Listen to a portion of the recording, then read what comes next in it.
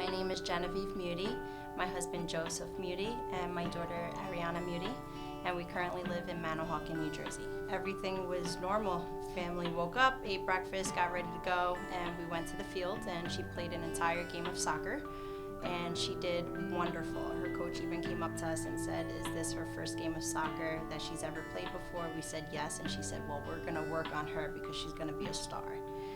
So at the end of the game, she tapped me on the hip and complained of a headache. And I said, "Okay, we'll take care of it in a couple minutes." And then all of a sudden, that headache went to an extreme severe headache with crying and screaming. I walked to the car to get her some Advil, and by the time I knew it that my husband was right behind me with her in his arms, and she was limp. So she sat in the front seat, she started spitting on herself, and just talking very weird. And all of a sudden she turned around, looked at me in the eyes and said, "Mommy, I love you. Daddy, I love you." And that's when she became unresponsive. Definitely a scared feeling. You're kind of at somebody else's wits. It's not like if the car's broken, you bring it to the mechanic. You can fix things yourself. The feeling of not having any control of the situation kind of was hard to grasp, and we had to basically open our arms and hearts to doctors and basically trust in them, to bring her back and do what they do. After the doctors confirmed it was a brain bleed, we then discussed about transferring her to Hackensack.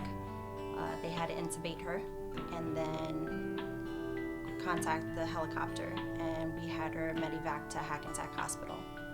At that point, Dr. Freed and Dr. Randazzo and Dr. Kangemi took her off the helicopter and rushed her into the OR to perform emergency brain surgery. I really didn't know what to expect. When we met with Dr. Freed right before she went into surgery, he kind of kept us calm and kind of explained to us what he was going to do, and it kind of put us at ease a little bit to let us know that she was in good hands.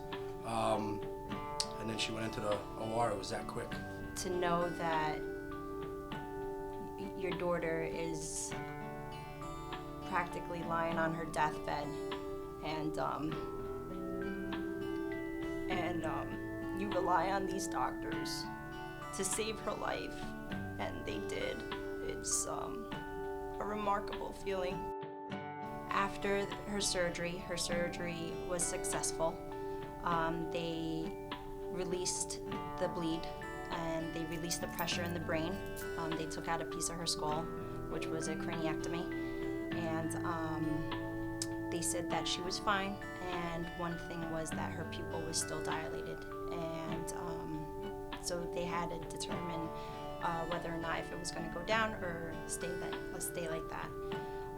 They assessed her again, and they came back within 20 minutes stating that her pupil finally descended, and now it's just a waiting game. It's been a journey, but it's been, knock on wood, a great journey. They've guided us through this difficult journey.